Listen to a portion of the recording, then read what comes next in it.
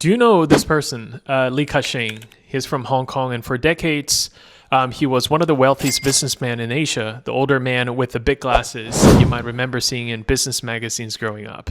He built CK Hutchison, a global conglomerate across ports, telecoms, retails, and infrastructure. This year, the 97-year-old returned to the spotlight.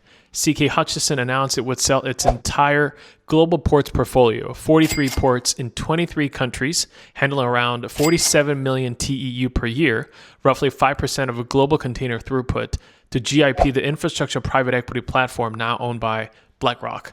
TEU means 20-foot equivalent unit, the standard way the shipping industry measures containers.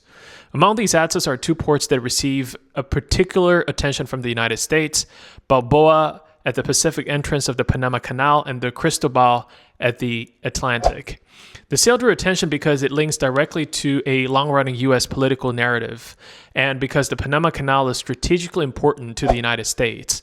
A large share of Asia to U.S. East Coast trade moves through the canal, so the ports at its entrance carries outsized strategic weight.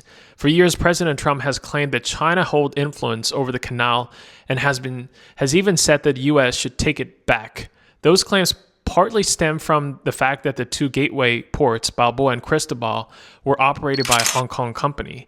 And although running terminals is very different from operating the canal itself, that distinction often blurred in political discussions.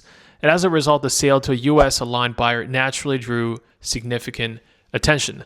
For GIP and Blackrock, the valuation reflects the scale and scarcity of the assets like these. The $22 to $23 billion enterprise value represents a premium price, and even though the Panama ports handle only 3.8 to 4 million TEU, less than 10% of portfolios, 47 million TEU, their position at two gateways of the canal gives them far greater strategic importance than their size would suggest.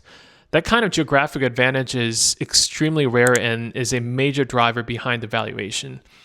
If you want to understand how these infrastructure deals like this work, how investors think about scale, cash flow, concession structures, and geopolitical risk, make sure you follow this channel.